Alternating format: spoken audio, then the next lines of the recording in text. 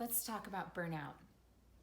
Today, change makers are experiencing burnout on every street corner and in every sector. Angry, tired, and stretched really thin on too many intractable fronts, the tactics are fight fire with fire and conquer, combat, and control without taking time to nourish, tend, and imagine a way out of scarcity. Burnout strip mines us of our most precious resource, energy. It's harming our bodies, and it's crushing our spirits, and it's stagnating our movements for change. How do we replenish before our energy reserves are depleted? What if we could get quiet long enough to hear the wisdom calling to us from the earth? Here's my story. Bright-eyed and driven as a college activist at 18, I plunged into the frenetic currency of the fight, inspired to speak truth to power about systemic injustices. By the time I slogged to 28, I'd finished researching the politics of tree planting to control land, and I'd had my eyes pried wide open. I launched a nonprofit and dedicated my life to fighting for environmental justice and indigenous land rights. I brought fuel and ferocity to my work.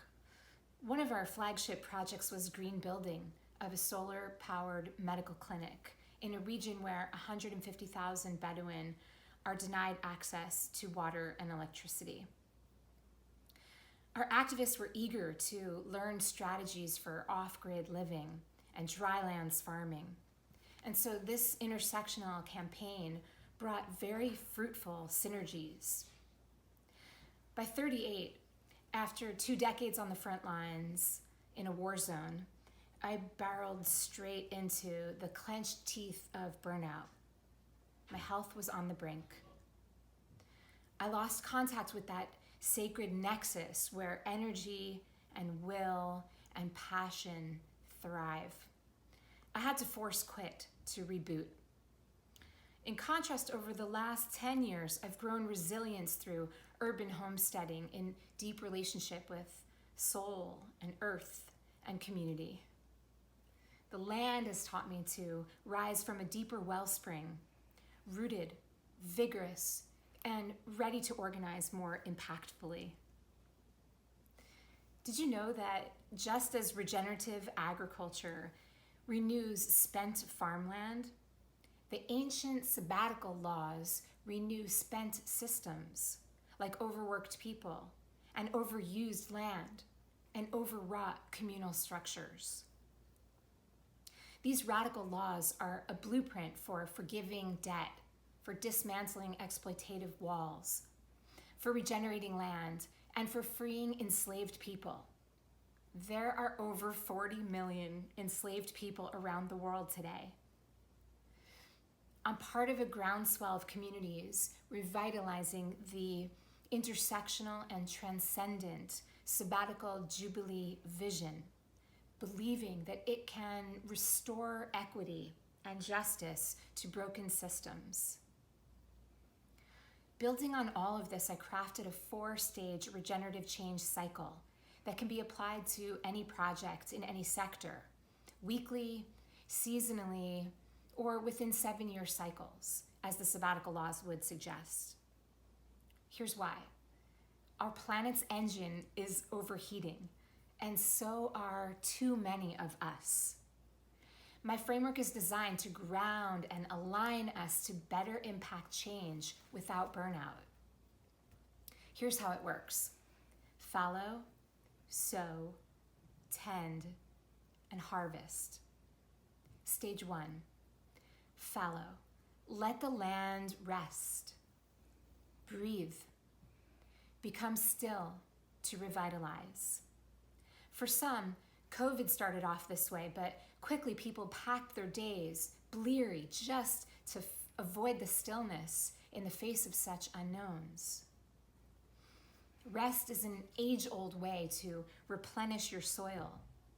to pull a blanket of compost and mulch over a bed of eroded soil and allow time to work its magic, to release and reset, to grieve and mourn, to pause and reflect.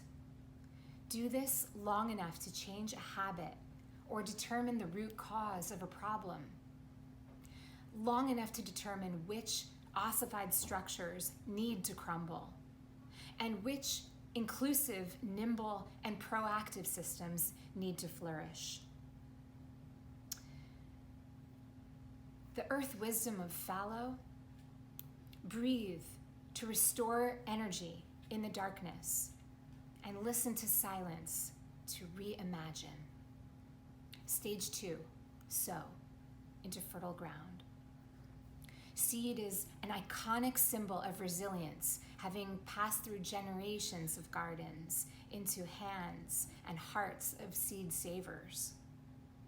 Beginnings are such sacred acts. Sow seed with intention to give back more than you take. Our choices matter, and the seeds that we sow change ecosystems. You can't plant a redwood in the desert. Diversify the garden with partnerships, ideas, and tactics to grow resilience, rather than monocropping with stubborn righteousness. Hard lessons in the field have taught me to align with the seasons and plan strategically where and when to sow my ideas. I've learned to allow enough time in the calendar for a process to unfold, instead of needing it to happen all right now.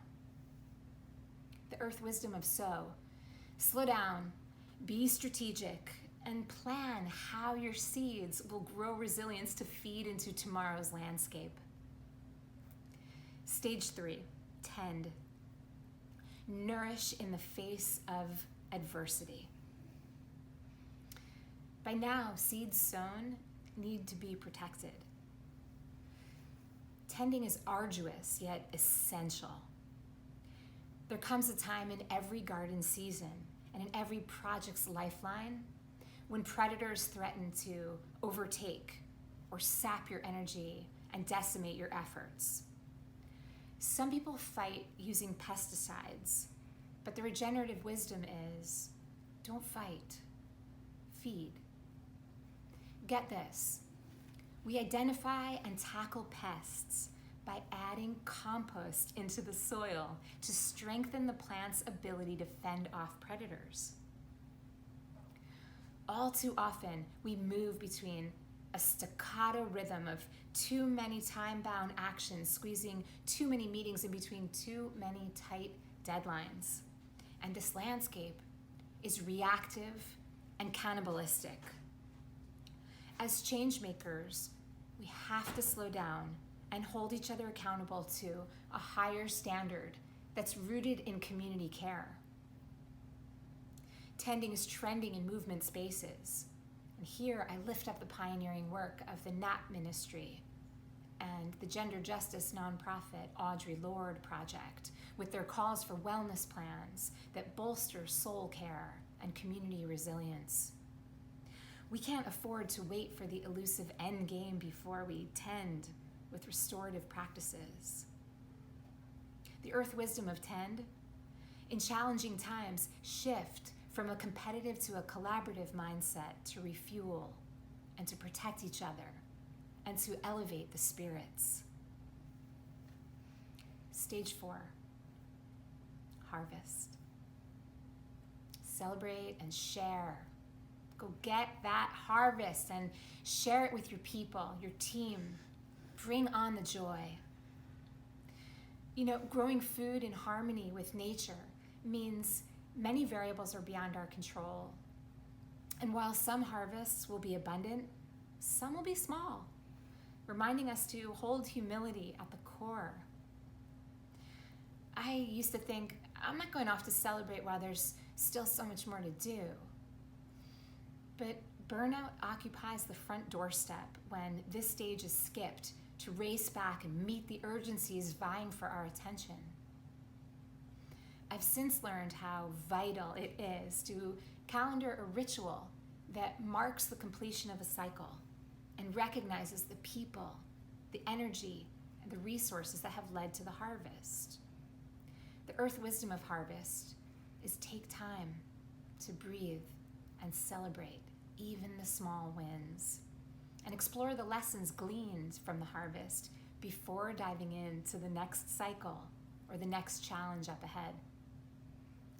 A quick recap of my regenerative change cycle. Fallow to replenish and dream audaciously. Sow seeds in alignment with nature's cycles. Tend that new growth and feed scarcity with abundance. Harvest. Say thank you more. Fallow, sow, tend, harvest, and fallow again. I wish I could sit still under a tree and share this earth wisdom with my 18, 28, or 38-year self.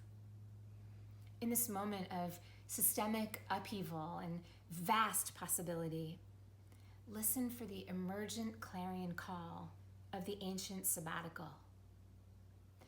Remember, the purpose of these laws is about tearing down oppressive systems and replacing them with regenerative ones that center dignity. My framework is all about becoming more impactful agents of change. The roadmap to any goal starts with calendaring time to breathe and recalibrate through soul care, earth care, and community care. Energy is finite. We need ways to renew this sacred currency so that each one of us can be in it for the long haul. Let's root down to rise up so we can together tend a just and thriving garden. Thank you.